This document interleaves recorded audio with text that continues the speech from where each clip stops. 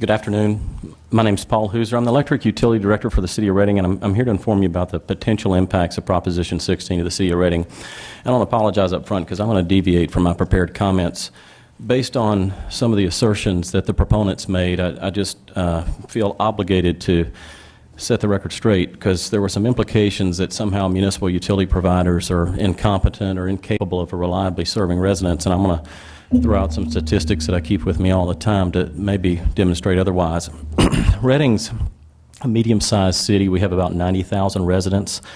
The Reading Electric Utility has served those residents reliably since 1921. We currently have a peak of about 250 megawatts, so we're extremely small compared to a PG&E. But we own generation, transmission, distribution. We have a portfolio that's 64% carbon-free. And as a demonstration of our success, we collect about $100 million in retail revenues from our entire rate base. We serve the city limits.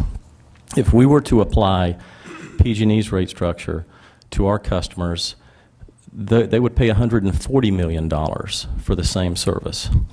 To put that in perspective, that's more than $440 more confiscated for every man, woman, and child in the city of Reading. That's in a county with an unemployment rate of 16%. It would be absolutely devastating. We also participate in wholesale markets. We issue bonds for infrastructure and capital. So even though we're small, we do those things that the investor-owned utilities do. For the privilege of paying $40 million less collectively for electricity, we also have an exceptional reliability record. The average outage, if you look back at the last 5 years for our customers, they average less than 20 minutes per year of outage. That number is 5 times higher for PG&E in our area. So I think those broad numbers kind of demonstrate that municipal utilities aren't incompetent or incapable of providing reliable electric service to our customers.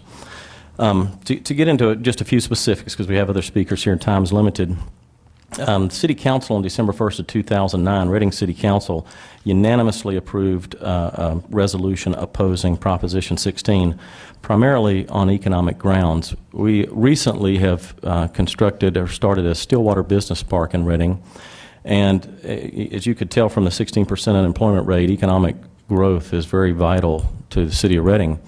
Right now, one of the key marketing issues for the Stillwater Business Park is our local electric utilities, low rates, and reliable service. If Prop 16 were to pass in the future, it would be extremely difficult to create a business park like that outside our existing boundaries. Well, it would be unlikely we would do so because we'd lose that ability to market our utilities' lower rates and reliable service.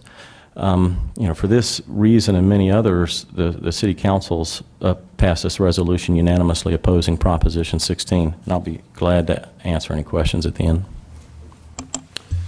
Thank you. Thank you for your testimony and your concern with the very aspects that we're talking about here, in that, as you were saying, you would not be able to promote your lower rates and your better delivery of service, which is your calling card. Absolutely, that's the case. And if you can imagine over time, 10 or 20 years, as the city expands and annexes, and it's almost impossible to overcome this two-thirds hurdle, you have a core part of the city that has a traditional municipal electric service. It's just a high bar. It's not a hurdle. Right. High bar. High bar. But that expanded area, you eventually grow over time to where the taxpayers and the ratepayers are no longer the same group, and it becomes, not only are there public safety issues when you have a fire and who's the electric provider when you want to get service disconnected to a building or a structure that may be on fire, but you also lose the political will to support the traditional utility when you need assets. You have, at some point, a larger constituency not served by the municipal utility than currently served. In this body, I'm sure, can just imagine the political ramifications as you go down that path. Thank you, sir.